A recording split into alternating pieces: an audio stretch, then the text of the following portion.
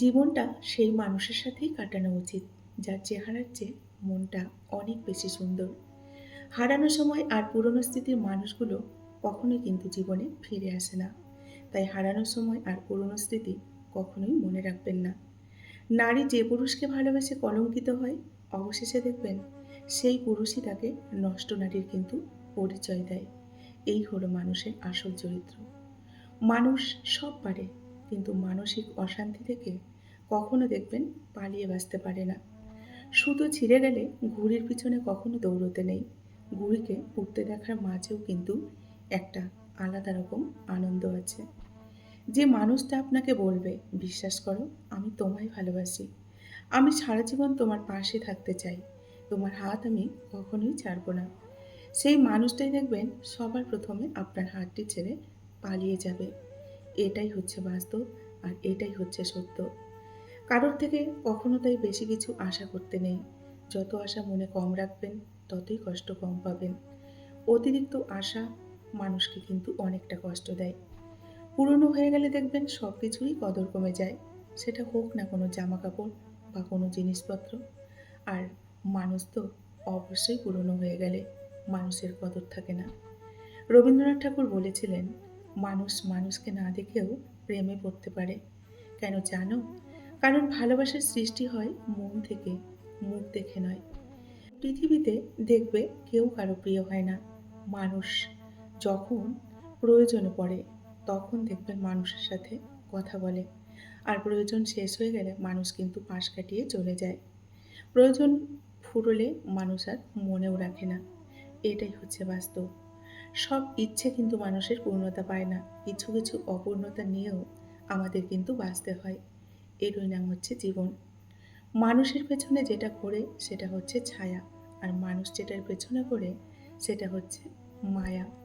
মায়া বড় অদ্ভুত জিনিস, তাই না? না দেয় ভুলতে, আর না দেয় ভালো থাকতে। তাই জীবনে যত মায়া কম করবেন, ততই ভালো থাকতে পারবেন। নীরব কাহিনী কি জানেন? জিন্দা থাকলে মানুষ নিন্দা করবে, আর লাশের প্রশংসা তো শত্রুরাও করে, তাই না? কিছু পরিবর্তন কষ্টদায়ক হলেও সেটা কিন্তু প্রত্যেকের জীবনেই প্রয়োজনীয়। জীবনে পরিবর্তন আসাটা কিন্তু প্রত্যেকেরই খুবই দরকার। কথার আঘাত এমন হয় যে কারো কথা বলা কয়েকটা শব্দ একটা মানুষকে ভেঙে কিন্তু টুকরো টুকরো করে দিতে পারে। আবার কয়েকটা শব্দই একটা মানুষকে পারে ভাঙা মনকে জোড়া লাগিয়ে সুন্দরভাবে বাঁচতে সাহায্য করতে। কথা এমনই একটি জিনিস। প্রশংসা তুমি যত ইচ্ছে করো, কিন্তু অপমান একটু ভেবেচিন্তে করো। কারণ অপমান হচ্ছে সেই ঋণ, সুযোগ পেলে সবাই কিন্তু সুদ সমেত ফেরত দিয়ে দেয়। মন খারাপ, অনেকটা কষ্ট হচ্ছে, মায়ের পাশে শুয়ে মায়ের সাথে মন খুলে গল্প করো। যা পারো তাই নিয়েই মন খুলে গল্প করতে থাকো। বিশ্বাস করো, মনটা অনেকটা হালকা হয়ে যাবে, অনেকটা ভালো লাগবে। মায়ের থেকে ভালো কিন্তু বন্ধুরা কোনো ভালো বন্ধু নেই। আর এর থেকে ভালো ওষুধও কিন্তু এই পৃথিবীতে নেই।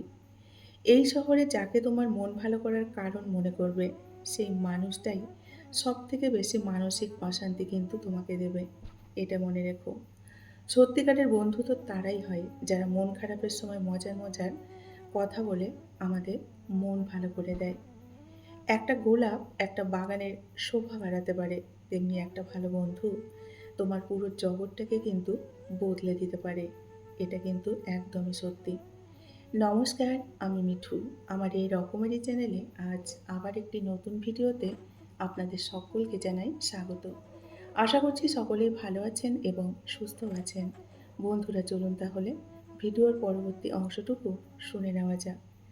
প্রজা ছাড়া যেমন রাজা হয় না, মেঘ ছাড়াও কিন্তু বৃষ্টি হয় না, কড়ি ছাড়াও ফুল ফোটে না, আর দুষ্টুমি ছাড়া বন্ধু হয় না, তেমনি পাগলামি ছাড়া কিন্তু প্রেম বা ভালোবাসা কোনোটাই হয় না, তাই না? ভালো থাকতে হলে জিএফ বা বিএফ লাগে না। একটা বেস্ট ফ্রেন্ড জীবনে থাকলেই কিন্তু যথেষ্ট। তাহলেই কিন্তু অনেকটা ভালো থাকা যায়। বন্ধু তো তাকেই বলে যে ভালো কাজে উৎসাহ দেয় আর খারাপ কাজে বাধা দেয়। সবসময় সৎ পরামর্শ দেয় আমাদের, আর বিপদে পাশে থাকে। তাকেই ভালো বন্ধু বলা হয়। মিথ্যা বন্ধুত্ব হলো মাটির পুতুলের মতো, যা সামান্য আঘাতেই দেখবেন ভেঙে যায়। আর সত্যিকারের বন্ধুত্ব হলো জলের মতো, যা শত শত আঘাতের পরেও ফিরে এসে কিন্তু আবার মিলেমিশে একাকার হয়ে যায়। যেটা খুব সহজেই পাওয়া যায় সেটা কি বলুন তো? সেটা হলো ধোঁকা। যেটা কষ্ট করে পাওয়া যায় সেটা হচ্ছে সম্মান। আর যেটা হৃদয় থেকে পাওয়া যায় সেটা কি বলুন তো? সেটা হচ্ছে ভালোবাসা। কিন্তু যেটা ভাগ্য করে পেতে হয় সেটা হলো বন্ধুত্ব। সবার ভাগ্যে কিন্তু ভালো বন্ধু দেখবেন জোটে না। জীবনে আয়না ও ছায়ার মতো বন্ধু কিন্তু প্রত্যেকেরই খুব প্রয়োজন। কারণ আয়না কখনো দেখবেন মিথ্যে বলে না, আর ছায়া কখনো ছেড়েও চলে যায় না, তাই না? রক্তের সম্পর্ক না হলেও পৃথিবীর সবথেকে সুন্দর ও পবিত্র সম্পর্ক হলো বন্ধুত্বের সম্পর্ক। যেখানে দেখবেন জাত, পাত, ধর্ম, বর্ণ কোনো ভেদাভেদ কিছুই থাকে না। বন্ধুত্ব আর ভালোবাসার মধ্যে পার্থক্য এতটাই যে ভালোবাসার মানুষ বলবে, "তোমার কিছু হয়ে গেলে আমি আর বাঁচব না।" আর বন্ধুরা বলবে, "আমরা থাকতে তোর কিছুই হতে দেব না। কেন চিন্তা করছিস?" এই হলো ভালোবাসার মানুষ আর বন্ধুত্বের মধ্যে পার্থক্য। কাউকে যদি সারা জীবন কাছে পেতে চাও, তাহলে প্রেম দিয়ে নয়, বন্ধুত্ব দিয়ে আগলে রাখার চেষ্টা করো। কারণ প্রেম তো একদিন জীবন থেকে হারিয়ে যাবে, কিন্তু বন্ধুত্ব সেটা কখনোই হারায় না। বন্ধুত্ব মানে এই নয় যে শুধু কাছে থাকা। বন্ধুত্ব মানে পাশে থাকা। মিথ্যে বলে মন ভোলানো নয়, সত্যি বলে সাহস জোগানোর নাম হলো বন্ধুত্ব। ভুল দেখে সরে যাওয়া নয়, ভুল শুধরিয়ে ভালোবাসার নামই হচ্ছে বন্ধুত্ব। সময়ের সাথে পাল্টে যাওয়া নয়, সময়কে পাল্টা জবাব দেওয়ার নামই হচ্ছে বন্ধুত্ব। আজকের বেপরোয়া ব্যস্ত জীবনকে পরোয়া না করে কেমন আছিস জানতে চাওয়ার নামই হলো বন্ধুত্ব। শুধু সেলফি তোলার সময় কাঁধে হাত রাখা নয়, একাকিত্বের অন্ধকারে কাঁধে হাত রাখার নামই হলো বন্ধুত্ব। বন্ধুত্ব কখনো দেখবেন হারায় না, হারিয়ে যায় সেই মানুষটি যে বন্ধুত্বের মূল্য দিতে পারে না। রক্তের সম্পর্ক ছাড়াও এই দুনিয়ায় অন্যতম সম্পর্ক হলো বন্ধুত্ব। ভালো বন্ধুকে ভালোবাসা যায়, কিন্তু ভালোবাসার মানুষকে কখনো কিন্তু বন্ধু ভাবা যায় না। কারণ বন্ধু হলো আমাদের মনের সাথী, আর ভালোবাসার মানুষটি সে তো আমাদের জীবন সাথী, তাই না?